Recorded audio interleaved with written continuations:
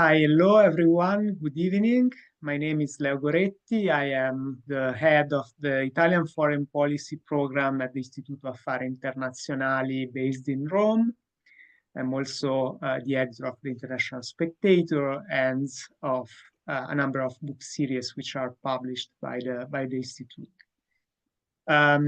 And this evening, I'm delighted to be the chair of this webinar, which is going to be about Italy and the enlarged Mediterranean, from historical legacies to contemporary complexities, with a very distinguished panel. We have Fabio De Ninno, who is a professor at the University of Siena, Federica Cavo, who is a former research fellow, also from the University of Siena, Luisa Fantappiè, my colleague, who is the head of the Mediterranean, Middle East and Africa program at IAI, and Filippo Simonelli, who is a researcher who works with me in the Italy's foreign policy program at the Istituto.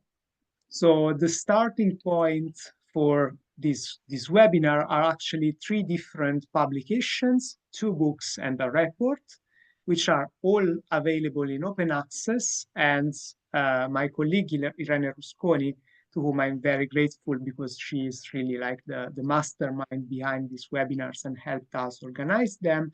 She's kind of copying in the link in the chat box so that you can have a look and download them if you like, because as I mentioned, they are all open access. A book which is edited by Fabio and Federica, which is titled Il Mediterraneo, allargato in Italia, which was published by Viella at the end of 2024. Then a book that we published at IAI, which is edited by Pierpaolo Raimondo and Giulia Daga, which is titled Mediterranean Transitions from the Gulf to the Sahel. And finally, our yearly report on Italy's foreign policy, which was published just a few weeks ago in Italian, and of which also an executive summary in English is available and can be downloaded. So these 3 publications are really the starting point for the discussion this evening. We will keep it more like a conversation between the panelists rather than them giving kind of longer papers or speeches. And we also invite all our kind of attendees to participate by kind of commenting or asking questions via the chat box. I will monitor it and make sure that your questions are addressed to the panelists. A final caveat, we are going to record this webinar. So if you kind of ask a question via the chat box, and make sure that you are okay with having your name mentioned also in the recorded version, because of course I will mention those who are asking their questions.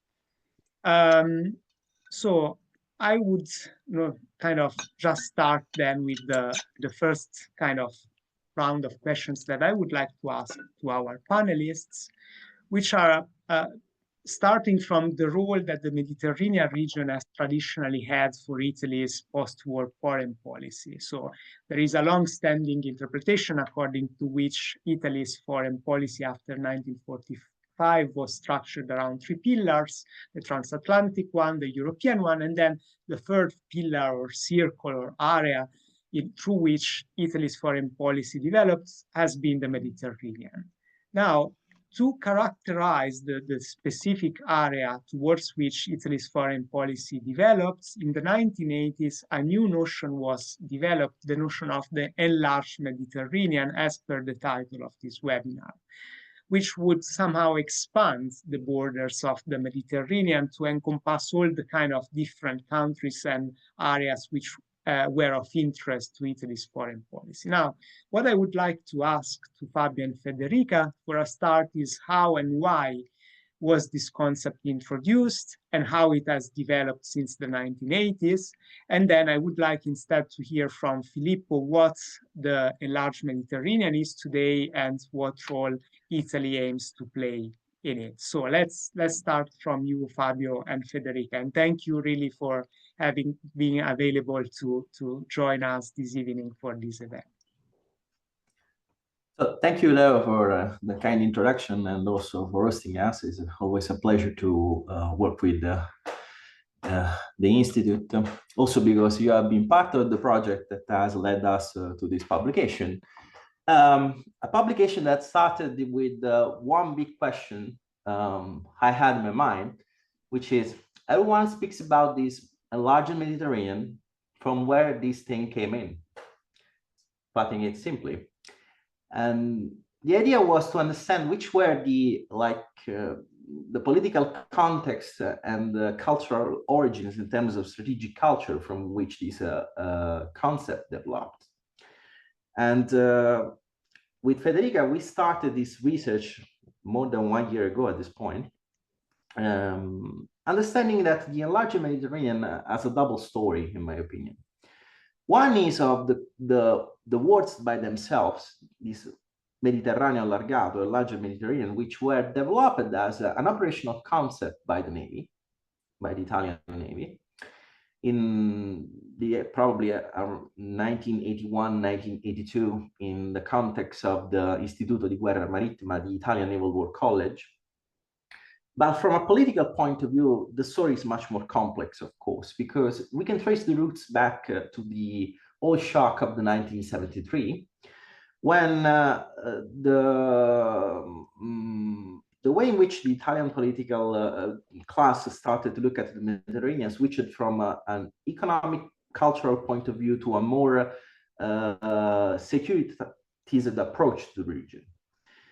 And this is clear in the path of the 1970s with the Navy Law of 1975, the first white book on defense, which shifted the look of the Italian defense toward region, thinking that Italy had to develop armed forces capable of reaching a projection in the area. Then there was the first operative phase, which was characterized by the intervention in Lebanon and later in the Red Sea and the Persian Gulf. And finally, in the 1990s, you had a sort of consolidation of the concept. The interesting thing is that in the 1980s is that you had political leaders, especially ministers of defense like Giovanni Spadolini in particular, which actively were seeking for an expansion of the defense commitment in the area, but always within the context of cooperation with NATO and the US. So in one way, the larger Mediterranean is a way to search a new role connected to the greater economic interest that Italy had in the Middle East, the Red Sea, and North Africa, recognizing that the post-war economic growth had led into the necessity of looking to the defense policy in this way. But on the other side, this was never thought as an autonomous role. It's always within the context of the three pillars you defined at the beginning of your introduction. Then something happened in the 1990s, especially in the early 1990s. There was like a shift in the way in which this concept continued to develop, because you know, in the early 1990s, Italy was in political turmoil. You had Tangentopoli, then the instability of the first Berlusconi government, and only in the second half of the decade you have a return of people connected to the Christian democracy or the previous Christian democracy, in particular the Ministry of Defense, Andreatta and Mattarella, that pushed again to develop this framework into a strategic concept and created in some way the contributed to connect the different bureaucracies of the Ministry of Defense and the Ministry of Foreign Affairs into elaborating this Mediterraneo allargato in a sort of strategic concept that can guide the future of the Italian defense policy. But the insight of this story, they can be told to you better by Federica, which has conducted research on this on the field. So I'll leave this to her. Can you hear me? Yes, so can you hear me? Yeah. Well, first of all, a heartfelt thanks to Leo and Irene for organizing and hosting this event. Well, going straight to the point, our research was driven by three main objectives, by three main questions, we can say. Understanding when the notion of the enlarged Mediterranean was created, by whom, so who were the main proponents, and to what ends. As far as the first question is concerned, so when, Well, for sure, we can say, as Professor Ninno pointed out, that 90s were a turning point because in this decade, the notion of the enlarged Mediterranean was formalized and institutionalized, specifically in a document that was a strategic document that was internal to the Ministry of Defense and that dated 1997. Going to the third question, so what were the objectives of that strategic document? First of all, to propose a national strategic vision for the country, to redefine Italy's international role in a context of a completely different international security architecture, to stress the importance of the Mediterranean region, conceived in its broadened, enlarged version, in a moment when NATO and the EU were not only looking, but were also expanding eastward. Coming to the second question, so by whom? So who were the main proponents? Well, it is undoubted that a prominent role was played by the Italian Navy in the elaboration of this notion, but it is important to stress that in its 1997 formalization, the enlarged Mediterranean was conceived to be a valid strategic vision, not only for the Italian Navy, but rather for the Italian defense instrument as a whole. And in this regard, it is important to point out, let's say, the very actors. So the document was drafted within the Military Policy Office of the Ministry of Defense, that at that time was the same Military Policy Office of the Defense Staff. Both offices were created, were wanted by the then Chief of Defense Staff, Admiral Venturoni. And since the very creation of such offices, we can see an upgrade in how the, let's say, national strategic vision was conceived, because the single perspective of the different armed forces were no longer sufficient, but there was a need to have a more coherent and cohesive, let's say, vision for the country. Regarding the document, I think that an important thing to stress that makes us understand one of Italian features in defense is that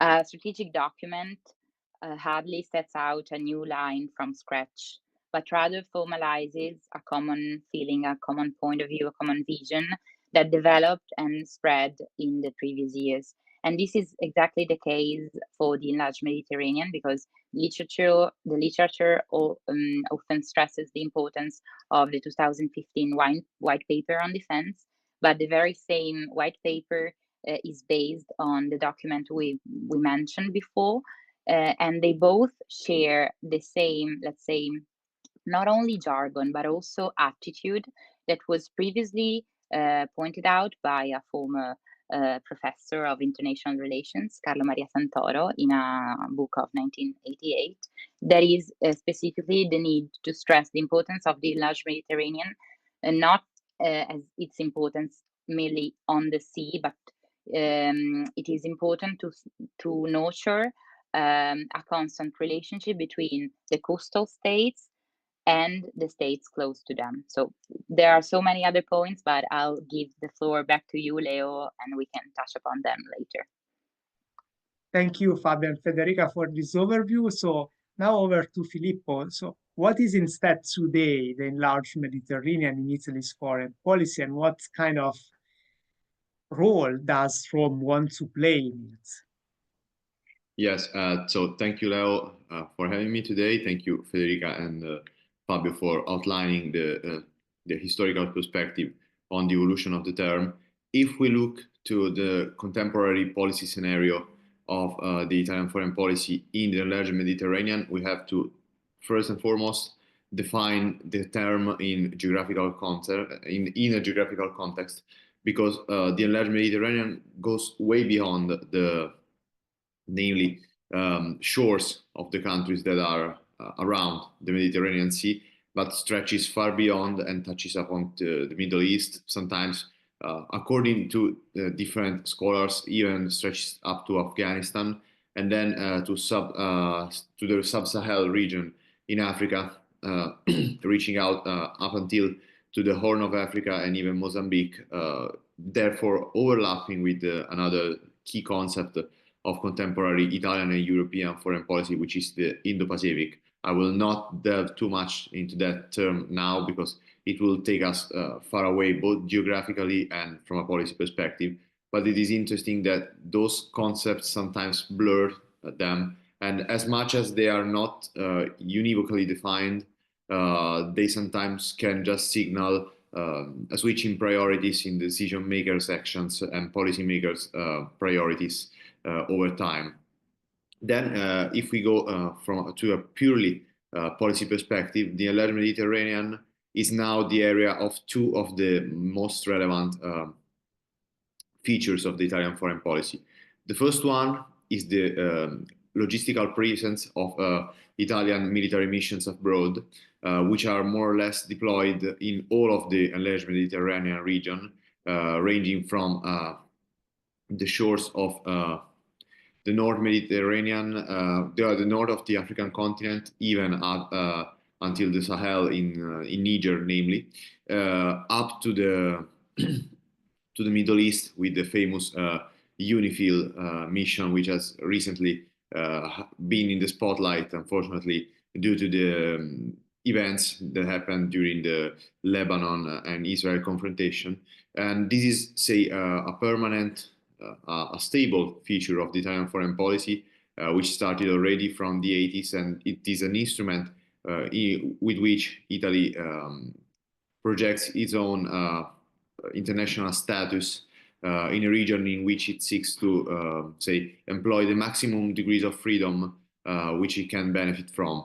The other feature of Italian foreign policy, which is about the enlarged Mediterranean, is a new one instead, and is the so-called Mattei Plan, which is this very ambitious project launched by the Meloni government already back during the electoral campaign, which is now being implemented already from the end of 2023, which is designed to reshape the partnership between Italy and African countries, some very specific African countries that are designed in the policy documents that led to the Mattei Plan, as equal to equal partners, moving apart from the previous charity, or so to speak, relation that was used as a, say, negative comparison to what the government tries to approach. So we have a more security-oriented approach in the enlarged Mediterranean, starting especially from the Middle East down to Mozambique, which has an historical precedence also in peace processes or drawn up by Italian forces and Italian diplomacy in Lebanon, namely, and in Mozambique, perhaps being those two the most successful case studies. And then we have an attempt to bring forward a different attention, especially to the African continent, with the Mattei Plan, which used to be an area in which Italy focused mostly on containing migration, but now is trying, under the disguise, which is not to be seen as a negative feature, but under the so-called, say, branding of equal-to-equal diplomacy, is trying to strengthen and deepen its commercial ties with the region. So this is more or less what it is now. Yeah, thanks, Filippo. And now I would like to move with Maria Luisa to the eastern kind of part of the enlarged Mediterranean, because in recent years, as we know, this whole region has been traversed by several conflicts, perhaps the most recent and perhaps the greatest of which is the crisis which started in Gaza in 2023 and then spilled over somehow through the Levant. So my question for you, Maria Luisa, is how does the current situation in the Levant impact Italy's foreign policy, and what role could Rome potentially play in it, or what role couldn't it play? And I also would like to kind of integrate into this question a comment by Rafael Maretto, which was about non-state actors and how non-state actors can impact like Italy's policy in the large Mediterranean, which we will discuss then also with Fabio and Federica later about UNIFIL. Over to you, Maria Luisa. Thank you very much, Leo Goretti, for this invitation and for the audience for connecting at this time in late afternoon. I remember that I was always charmed by this concept of the enlarged Mediterranean, and I had a difficult time actually to understand what this actually meant. And I had several discussions on this with Leo as I started my role at IAI. Now, so the introduction by Federica and Ninno are particularly important in that sense. And I would say that while geographically still the concept of enlarged Mediterranean makes sense in the sense that Rome perceives that there are like a number of geographies that are neighboring its own land, that are not so far from Italy, that are impacting in different ways our country. But however, I will say that the concept of large Mediterranean is, while geographically relevant and maybe even culturally relevant, because there are cultural connections also that can be traced between us and other neighboring countries that are non-European. However, the concept is or has become strategically voided. There is no substance to it. And I want to launch this provocation because I think an important testing for this, it's really the region that you mentioned, Leo, which is the Middle East. As we all know, when it is really a time of conflict and crisis, when a country can actually test its capacity to project strategic influence or to have a role. And the Middle East over the past decade, but most importantly over the past 2 years, has provided plenty of opportunity actually to test whether Italy is really a player in this larger Mediterranean area. The most important conflict that we have seen unfolding is the one in Israel and Palestine, which has beneath and underneath a more long-standing conflict between Israel and Iran. And I will say that also you can find this argument actually in the foreign policy report edited by Leo, that our country, that Italy, has really somehow struggled to position itself vis-a-vis of this conflict in Gaza. Now, one can think that this is a matter, that this has been a matter of strategic ambiguity, in the sense that Italy has not taken a position because it thought that other larger players such as the United States will step in instead of Italy itself, and this was a hot potato that Italy couldn't handle.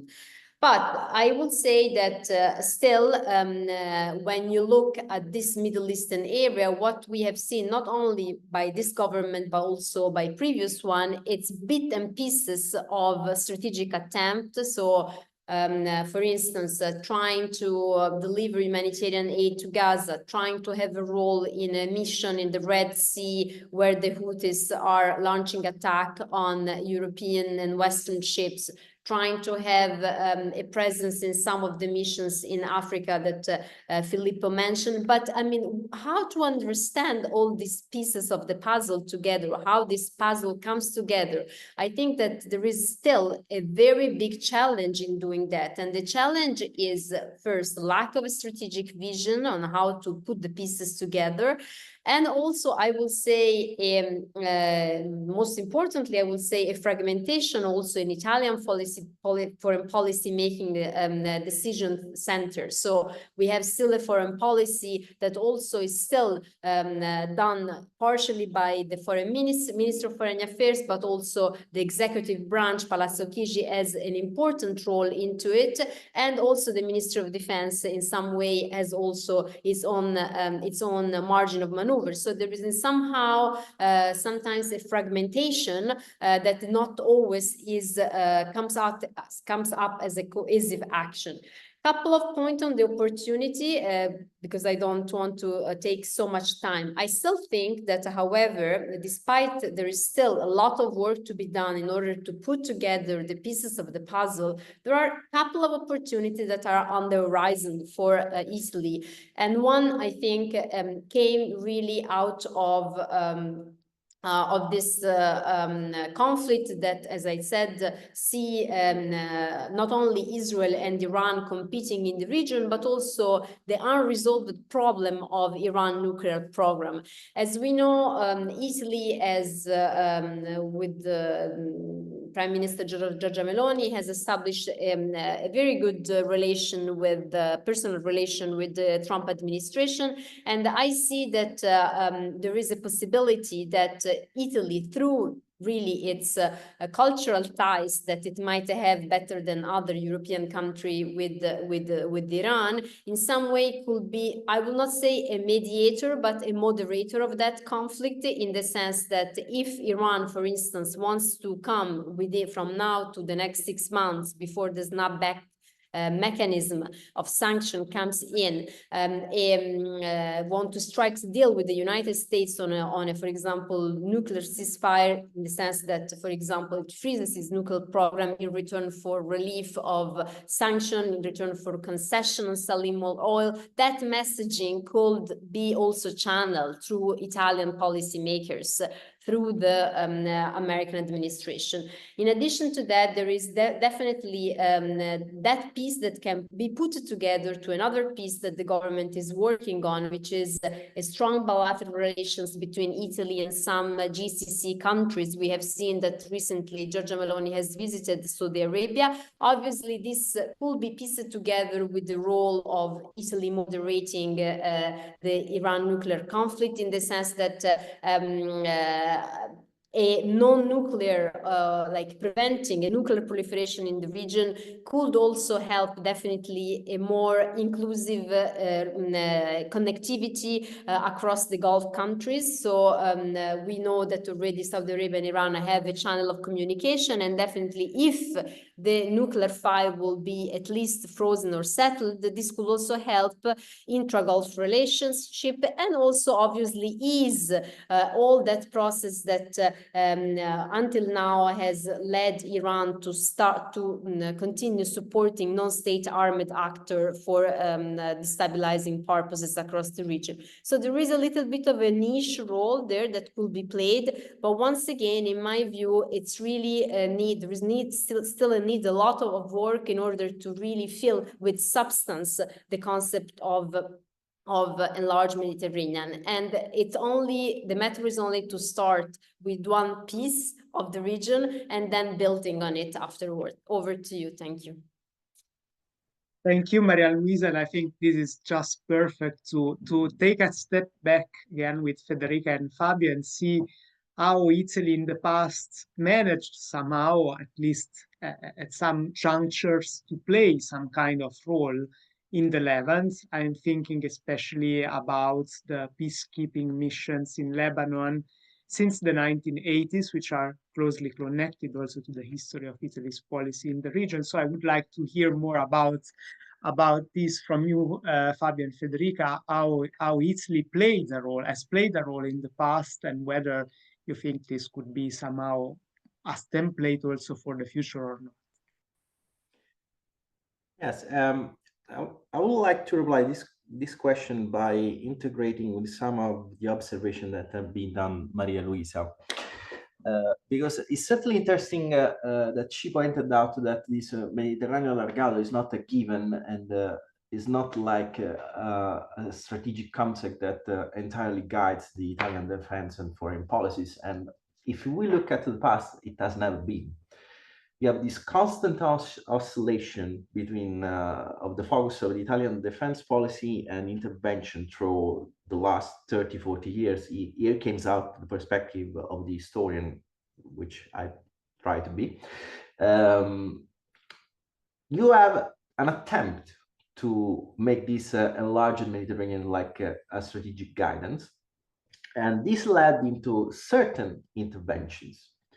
like maybe the UNIFIL, the intervention in Lebanon is an example, but in my opinion is an over-present example in the Italian public memory, because it was the first large intervention of Italian land forces outside Italy after the Second World War. If we look at the wider sets of intervention happened in 1980s and 1990s, even in terms of manpower and assets, naval interventions in the Red Sea, in the Persian Gulf were bigger. No one clearly noticed that in the end, but that's a fact. This also includes the effort to counter Somali pirates.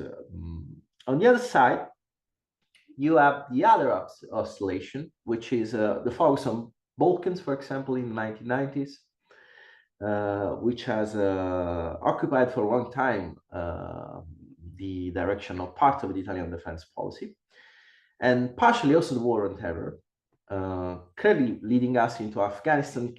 It has been somewhat intended as a part of the enlarged Mediterranean policy, because it proved the capacity, for example, of the Navy of operating with the carrier strike group outside the Mediterranean, but was somewhat a bit of a diversion from the focus on the key region, at least from a maritime point of view of the area, which are the Persian Gulf, the Red Sea, and the West Indian Ocean, at least. So it is clear that there is this mismatch. It is also clear that one of the big problems related to the Italian intervention outside the Mediterranean, in this enlarged Mediterranean, is the tendency of, which has been clearly explained by Coticchio, for example, of thinking that these are just humanitarian mission and not something different. And Lebanon has heavily contributed to this, because it was presented essentially as a peace intervention, and the memory of this peace intervention has grown up through time, overlapping with all the other intervention that Italy had done in the last 30 years about the region. Also, what Federica pointed out in her intervention clearly leads in the direction that Maria Luisa has explained.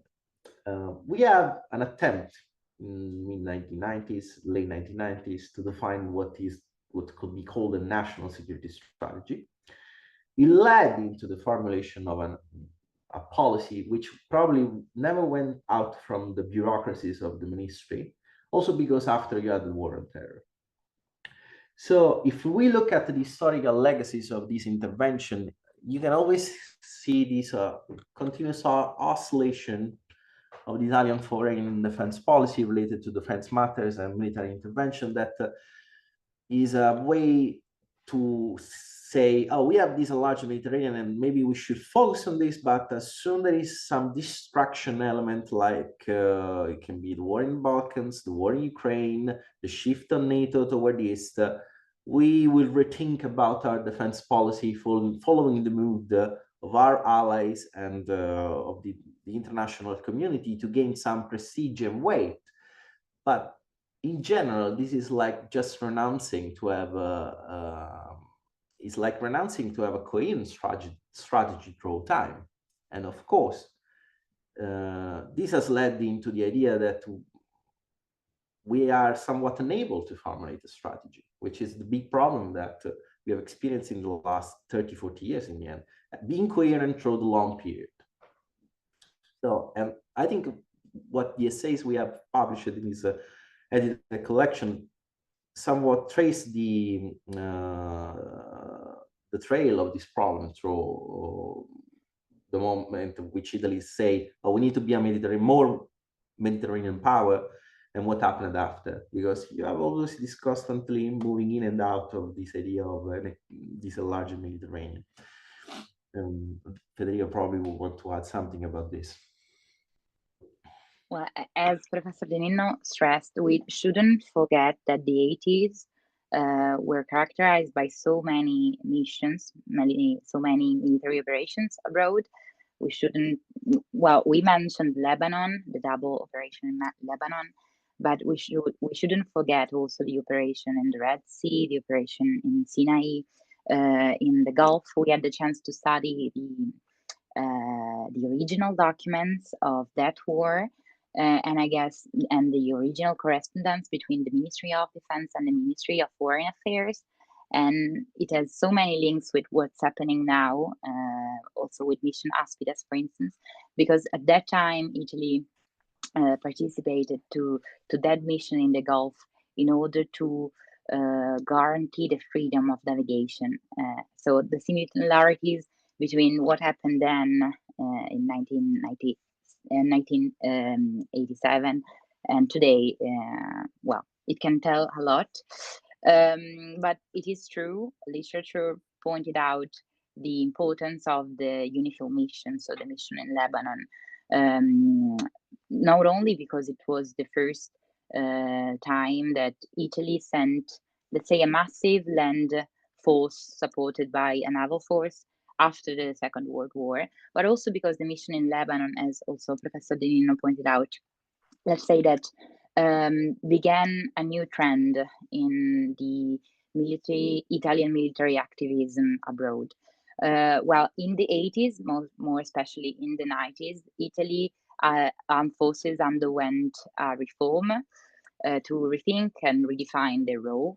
So both parallel to what other nations were doing, so transforming the military instrument into an expeditionary force in order to be more flexible and less static. This was for sure linked to the fact that the focus was no longer on territorial defense, but it began to be more expeditionary, and let's say this was also linked to the emergence of the notion of out of area operation.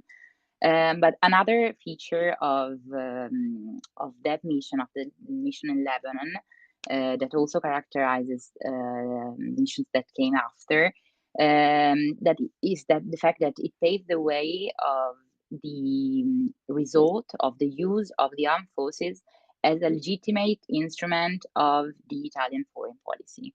And let's say that Italian dynamism and activism, especially in the 90s, but also today, began to be characterized by this very often resort to the military force. So, and this is something that contributes also to the to how Italy is regarded by its allies.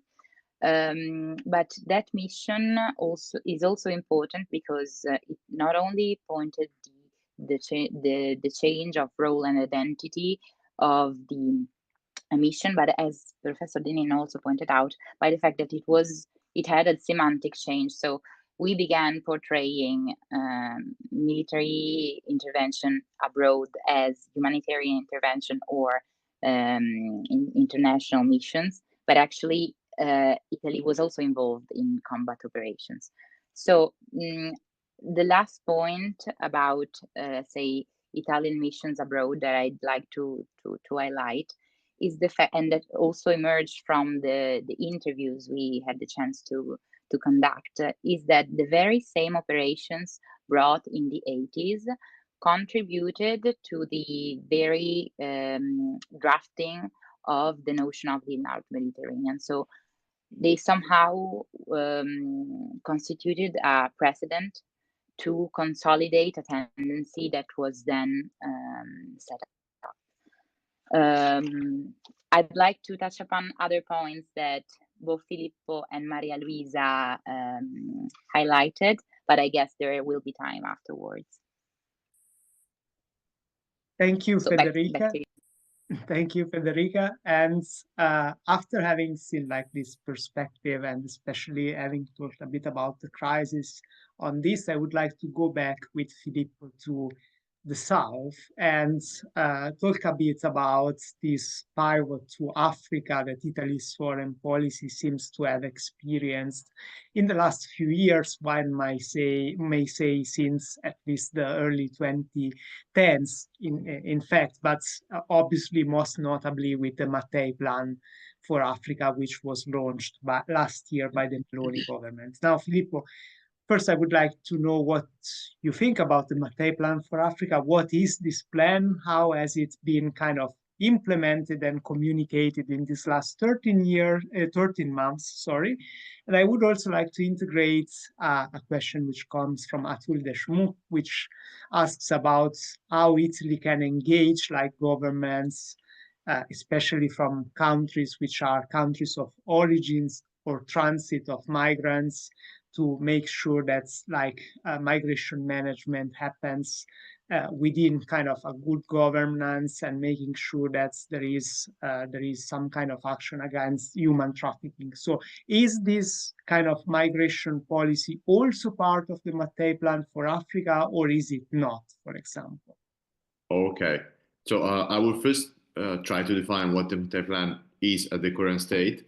So it is a policy initiative, for how much elusive could be the term, that was officially launched back in 2023 and was established with a steering committee and a mission structure within the Presidency of the Council of Italy, and then was officially received this baptism at the beginning of 2024 during the Italy-Africa Summit, which was hosted in Rome, in the Rome Senate, and in which Giorgia Meloni then welcomed the head of state and governments of almost 30 African countries, along with representatives of multilateral organizations, and even all the heads of the then heads of the European institutions, being Parliament, Council, and European Commission. What we know now, a year after, is that the Mattei Plan is a plan structured along 5 pillars that eventually became 6, which do not include migration. So I will briefly touch on this point now, and I will go back to this later. It has 5.5 billion euros of resources, mostly taken from pre-existing initiatives such as the Italian Climate Fund and the Fund for Migration. It is launched upon different African countries which already host pilot projects of Italian businesses in each country, and most importantly, it seeks to establish business opportunities for Italian both public and private companies that have specific knowledge for the fields of intervention that the Mattei Plan aims to cover, which include perhaps some highly technological ones, such as the education or agriculture, or very specific kind of agriculture, such as projects in Algeria for agriculture in desertical areas, but also include healthcare, with some projects in Morocco, renewable energies, and food. And then the 6th one that was added later is infrastructures, being them more both digital and physical infrastructure. And so this is more or less what the Mattei Plan is in principle. For the second part of the question, so how it is being implemented and how it is communicated, I would say that it is being communicated very poorly, because up to now we still do not have a comprehensive guide on what the Mattei Plan is and how it is working. There is no instrument for the public to oversee the processes that are being undergone under the name of the Mattei Plan. But at the same time, this, ambiguity leaves room for various government officials from time to time to try to brand their own initiatives, being them also quite successful sometimes, to be met under the name of the Mattei Plan. Because I would say personally that the communication part, the public diplomacy strategy behind the Mattei Plan is perhaps the weakest point in all the strategy, because it seems to be totally lacking at this stage. But there are already been some very, relevant features of the Mattei Plan, being them also some interest from both partners on, Western countries, namely the the European Commission, which has already participated in the launching event and is seemingly interested into including some of the initiatives of the Mattei Plan under the Global Gateway, and vice versa. but has also catched upon the attention of some African decision makers and policy makers, most notably at the head of some multilateral institutions, especially the African Development Bank, which has been up to now one of the most, say, enthusiastic endorsers of the Mattei Plan projects. What else? What else to say? It is building now on pre-existing initiatives, mostly both on a diplomatic perspective, because the Italy-Africa Summit was already established during 2016 by the then Gentiloni government, and was back then just at ministerial level. So it kind of builds upon a consolidated tradition, but at the same time, it brings up the level of the conversation to a more political level, investing most of the, say, political capital and credibility of this government and of Italy in general, because President Sergio Mattarella, which is the head of state, has also invested his own figure in sponsoring the plan during its early stages.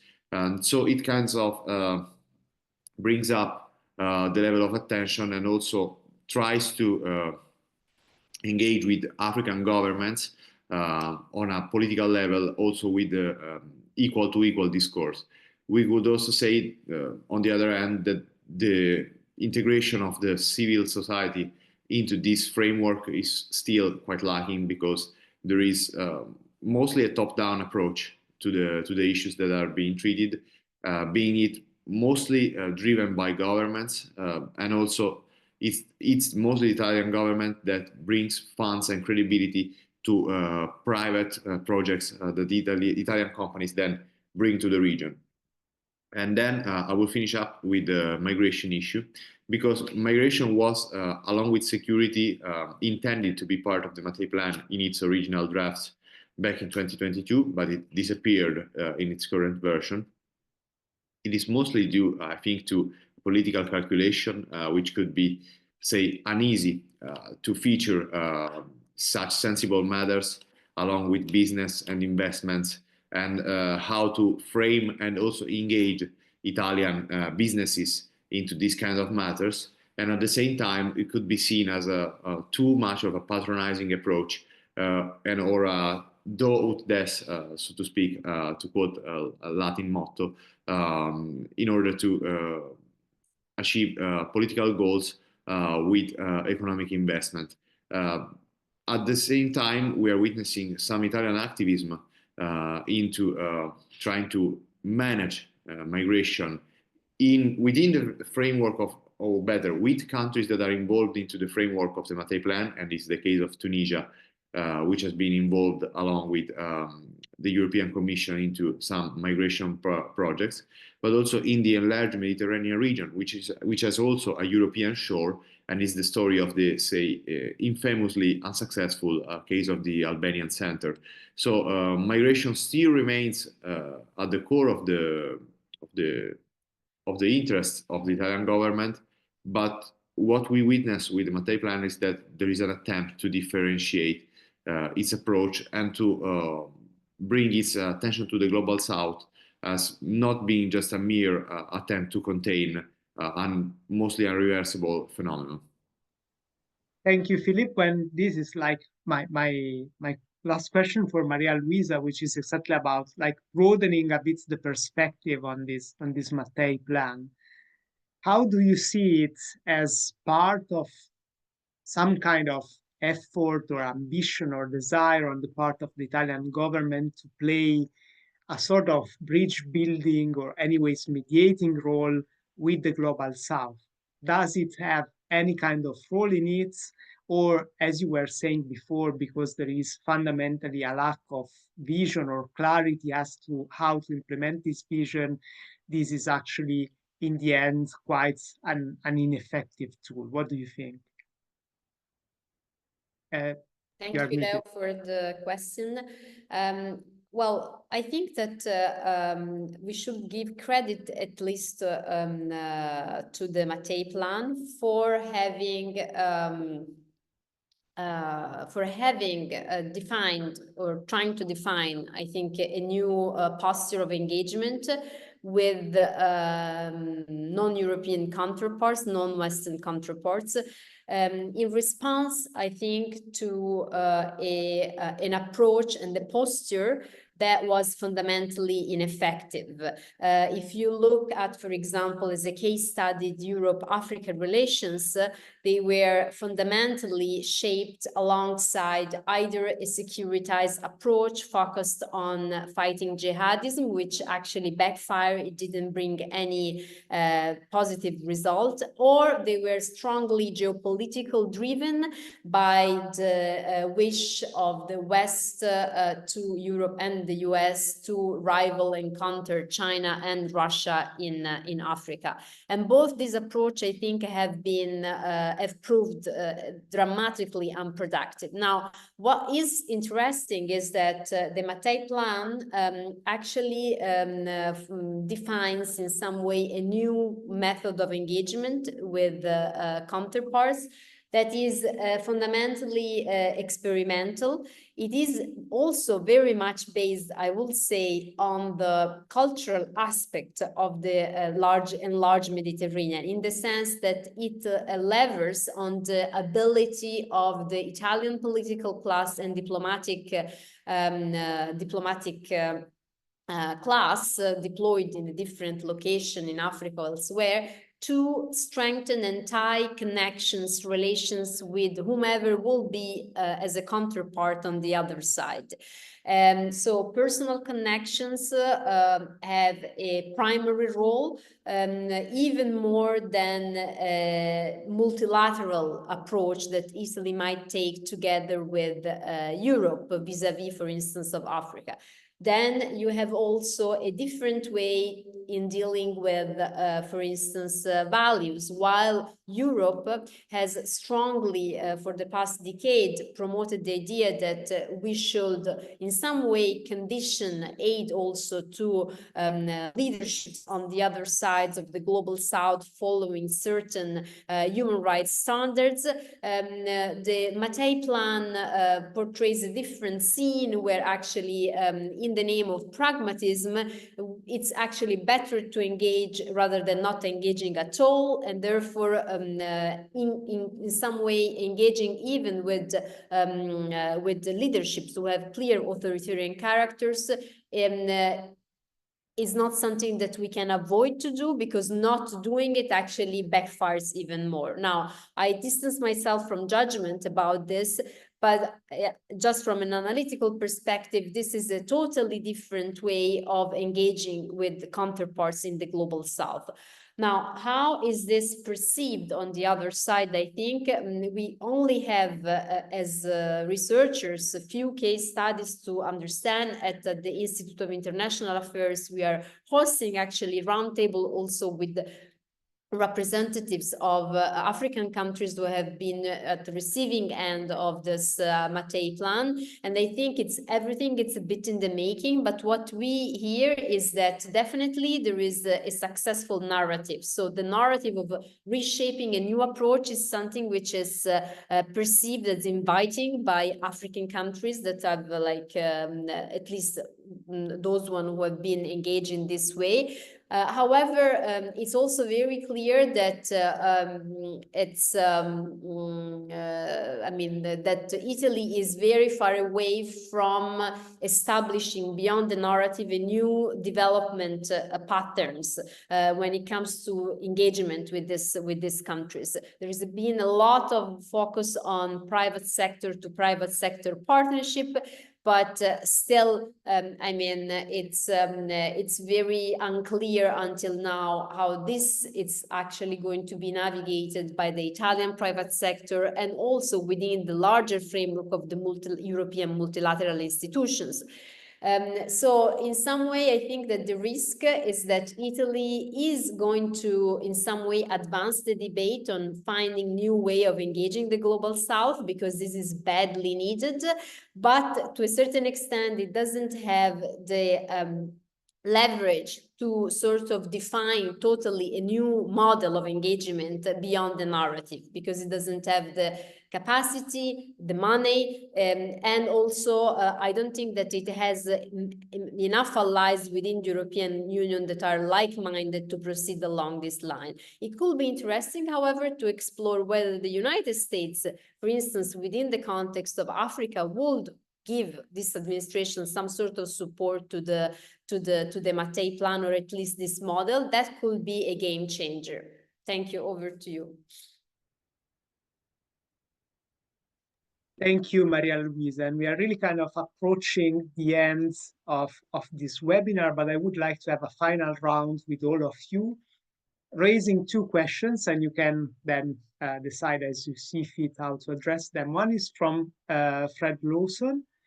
And Fred asked specifically about naval operations, but I think this question actually extends to the whole initiatives that Italy has been pursuing in the region, be them in the field in the realm of security or development or public diplomacy. And it is, are these initiatives seen and framed by the Italian government as independent national initiatives, or have them to be seen as part of a broader European project, of a broader European kind of approach to this region?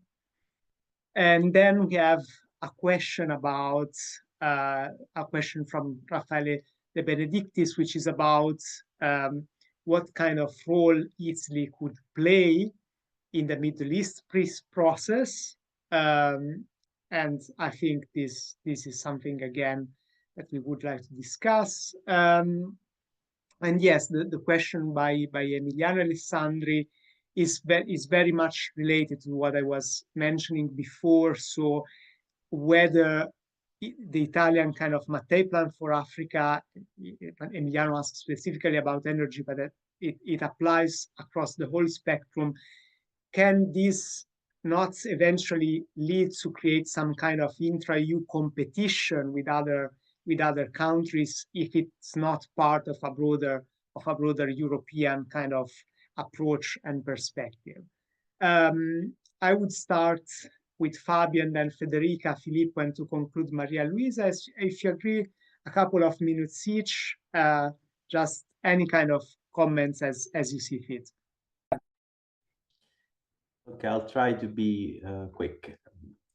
If we look at an historical perspective, all the Italian interventions abroad have been presented as part of a broader effort by either NATO, West, or the EU. But there is one notable exception, which is a naval one, and is Operation Mare Nostrum. Because Operation Mare Nostrum, as probably you know, was an attempt led by the Italian Navy to manage the problem of mass migration happening in the Central Mediterranean. And in my opinion, it had two main objectives. One, of course, was trying to face the crisis, but the other was to relaunch the image of the Italian forces within the country, and especially the Navy, in a moment when budget cuts were slashing future development. So in that case, you had the attempt of stepping in with what was essentially a national intervention in the Central Mediterranean to relaunch the role of the Navy and more in general of the defense. But this has created some problems, in my opinion. The first is that you had the development of this concept of using military assets with dual use purpose, which is one for humanitarian purpose and the other for military ones, which was later used to justify the naval programs that were developed after the crisis. This is kind of tricky because it continued the problem of presenting military operation with the necessity of always being also humanitarian operation, continuing the problem that we have already seen before when we discussed the historical roots of the larger Mediterranean. The other thing is that this has led out to a de-empowerment of the Italian Coast Guard, but that's another side of the story. So this is the only notable exception that came to my mind.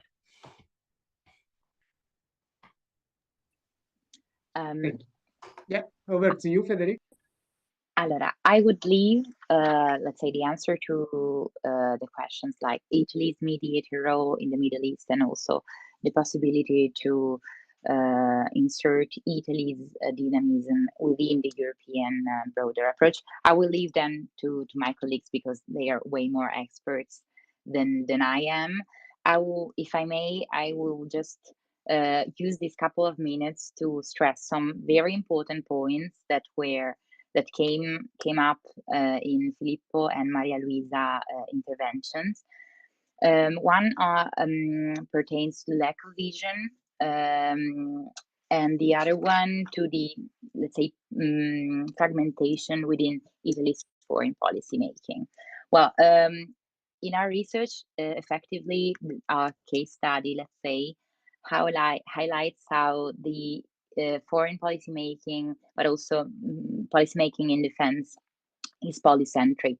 So there are so many actors playing a role, and specifically in the elaboration of the notion of the enlarged Mediterranean.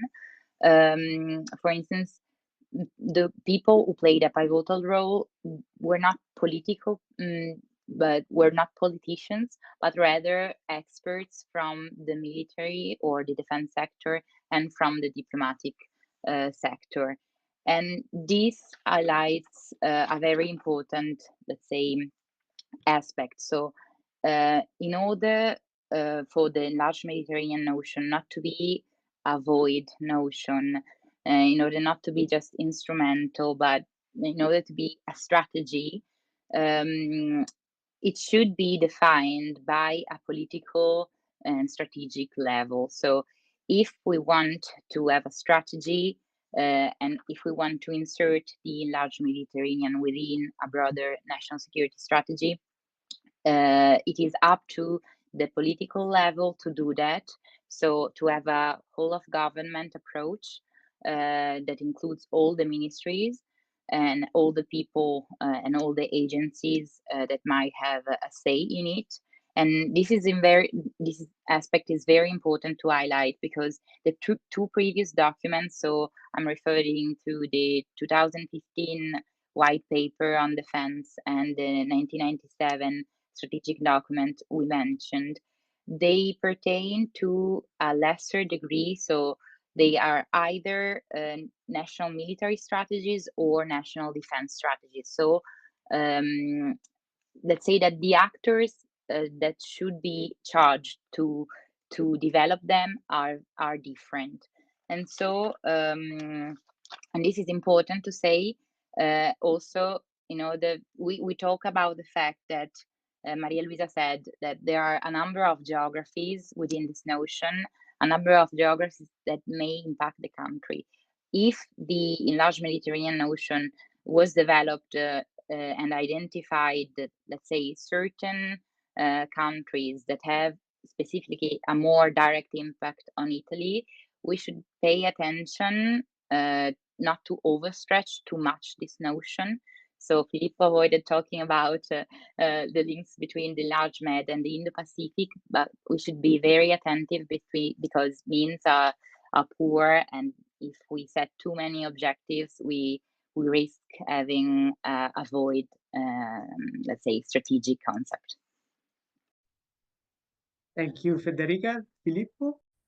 Yes, I would like to catch up with the Emiliano Alessandri question, because I think that the case of France is interesting, because France, as far as my knowledge, has not similar instrument to the Mattei Plan as, say, a theoretically structured foreign policy initiatives towards the African continent.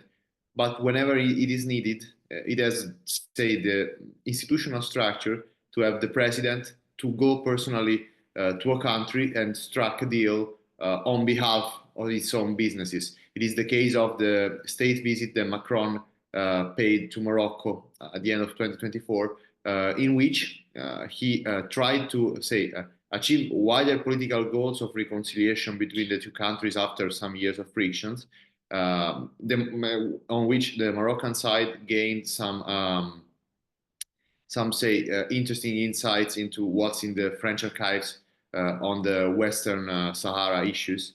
But at the same time, Macron struck some deals on behalf of Alstom to renew the train infrastructure of Morocco. So I think that due to the different, say, institutional setups of the countries, there is more or less need to have these structured initiatives. On the other hand, I think that it is worth noting also that at least from our perspective and from, say, private conversation that we had with some institutional representatives of other European countries, there is rather interest to understand what the Mattei Plan is, rather than trying to compete against it, because no one, at least, seems to believe that the Mattei Plan is a threat, but rather could be an opportunity if it is brought up to a wider cooperation level at the European, in the European context, and is not seen as Italy versus other European countries trying to compete for some space between other countries. And also a quick mention on the Olivetti plan that was mentioned at the end of another question.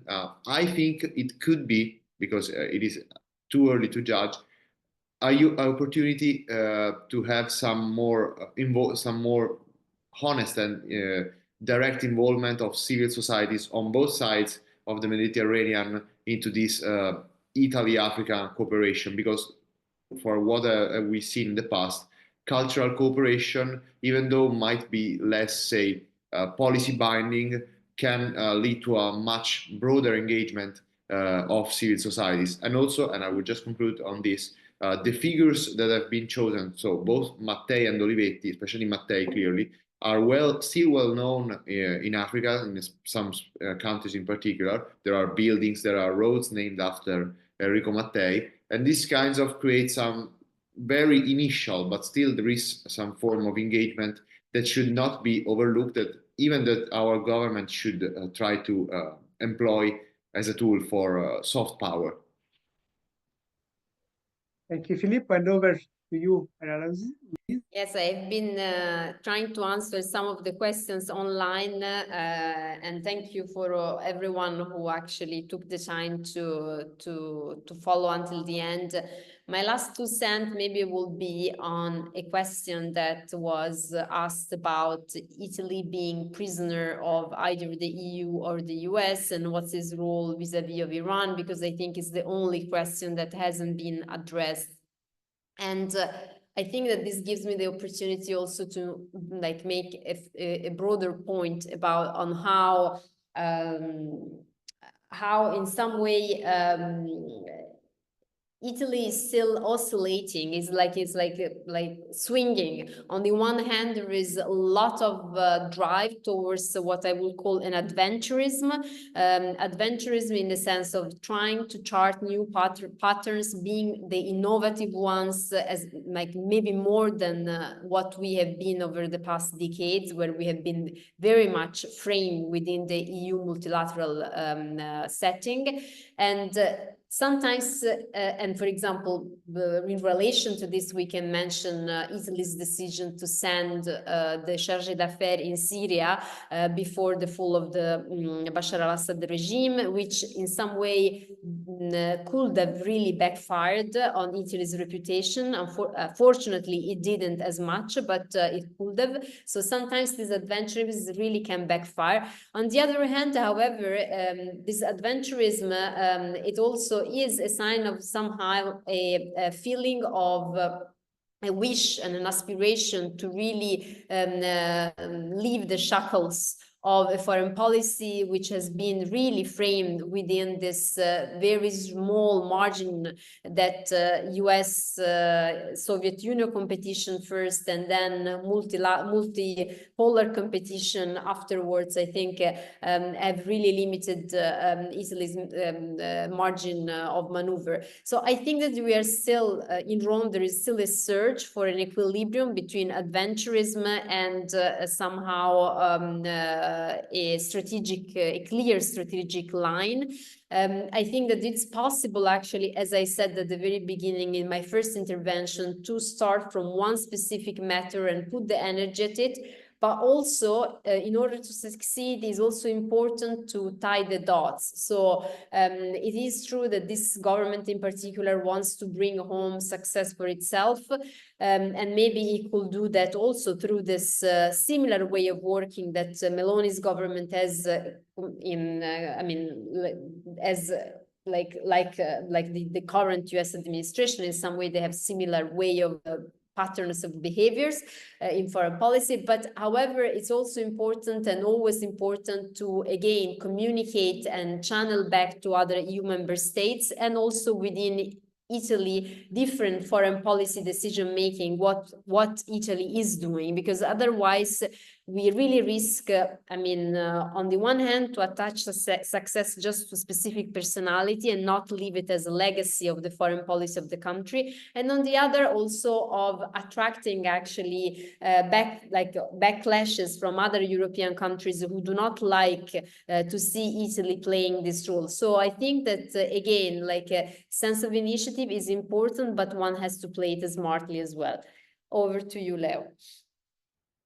Thank you, Maria Luisa, and really thank you everyone, Fabio, Federica, Filippo, Maria Luisa, and Irene, for having been here and for your inputs. I think this was a terrific discussion, and we should have more kind of moments like this to talk about Italy's foreign policy. We at IAI obviously are committed to doing so, and especially like our program together with Maria Luisa's one, we do have quite a lot of stuff in the pipeline, which may kind of be interesting to this end for our audience. I would like to thank our audience as well for having been with us till now.